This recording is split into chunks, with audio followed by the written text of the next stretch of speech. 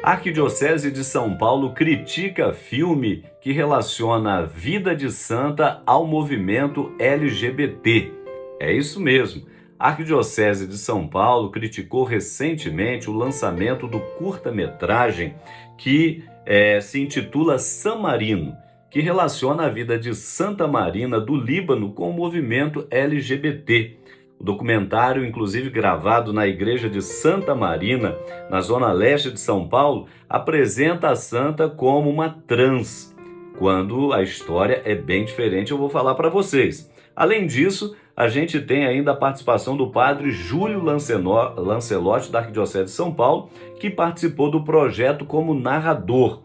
Em nota, a Arquidiocese de São Paulo diz o seguinte: que a mostra não condiz com a realidade sobre a vida de Santa Marina, venerada pelos católicos.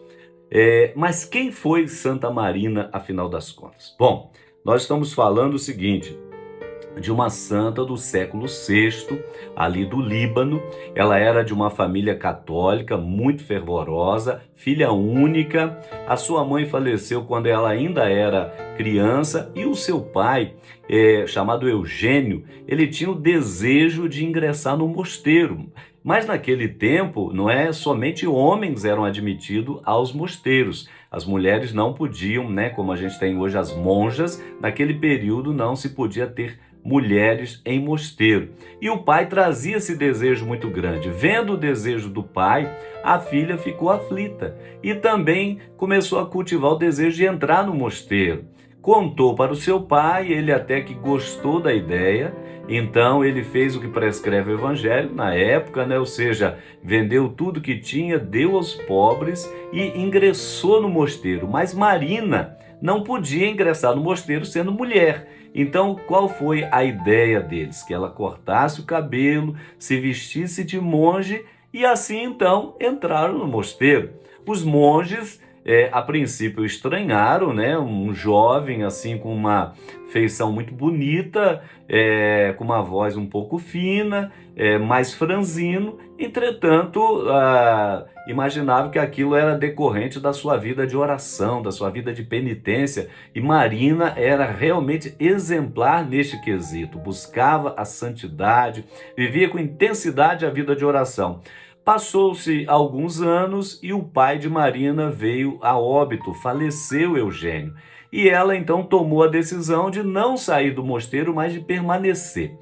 Aí de quando em quando os frades, os monges, eles sorteavam 3 a 4 para saírem em penitência, para recolher também algumas doações para a manutenção do mosteiro. E numa dessas saídas, então, foi Marina e mais 3 monges. E estavam ali numa hospedaria, né, durante aquele percurso. E aí diz os anais, em relação à vida da santa, que o dono da pousada tinha uma filha assim muito bonita e um soldado da época abusou desta menina, inclusive deixando-a grávida. E aí então, para não assumir e não querendo assumir, resolveu com os que estavam com ele dizer que tinha sido aquele monge, né? Aquele monge bonito, jovem e etc. E Marina não se opôs, até porque ela não queria revelar a sua identidade feminina. E então assumiu aquela criança, né? Aquela maternidade, e, consequentemente, a criança que veio nascer. Foi expulsa do mosteiro, a criança foi, após nascida, entregue a ela. Ela ficou com aquela criança durante 3 anos aproximadamente e depois ficava ali do lado de fora do mosteiro a lamentar, não é? A pedir a misericórdia de Deus. Os frades finalmente se compadeceram, né? Os monges se compadeceram e aí então acolheram finalmente o monge que se chamava Marino, né? Era a Santa Marina, mas era chamado de Marino. Então acolheram o monge, a criança foi entregue à mãe e acolheram o monge novamente no mosteiro. Só que como forma de penitência, porque segundo eles, pelo pecado cometido, etc e tal, então pegaram e deram para ela os trabalhos mais pesados. E de tantos trabalhos pesados, Marina acabou contraindo enfermidade e finalmente veio a falecer. E quando faleceu, é que eles finalmente descobriram que ao invés de um homem, se tratava de uma mulher. E aí se arrependeram grandemente, choraram, não é, por ter feito tudo aquilo, e aí então Marina é enterrada e ela é tida justamente, não é, como a santa das provações, doenças e calúnias.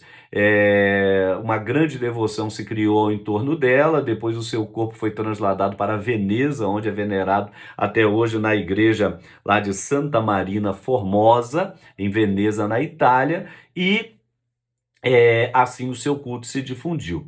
Pois bem, então Santa Marina é invocada aí para as provações, doenças e calúnias. Entretanto, houve aí essa tentativa de fazer um documentário e ligar ao movimento LGBT. Ora, minha gente, uma coisa não tem nada a ver com a outra. Por isso, a Arquidiocese de São Paulo ainda colocou assim: a vida dos santos católicos não pode ser interpretada por ideologias que não expressam o catolicismo. Então a gente tem que ficar atento, porque, mais uma vez, nem tudo que reluz é ouro e a verdade sempre deve vir à tona, viu? Santa Marina Formosa, rogai por nós.